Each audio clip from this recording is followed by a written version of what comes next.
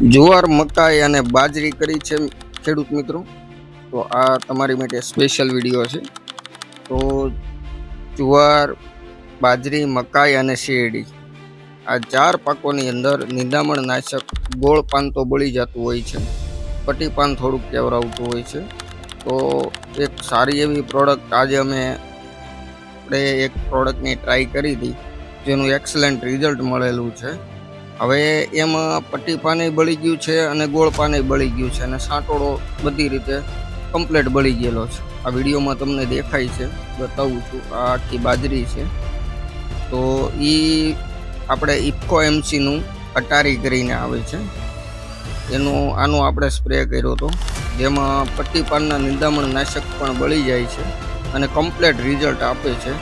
તો તમે પણ એકવાર ટ્રાય કરજો અને તમે કયું આની અંદર વાપરો છો એ પણ કોમેન્ટ કરજો. તમે કઈ પ્રોડક્ટ યુઝ કરો છો કોમેન્ટ બોક્સમાં જરૂર જણાવો.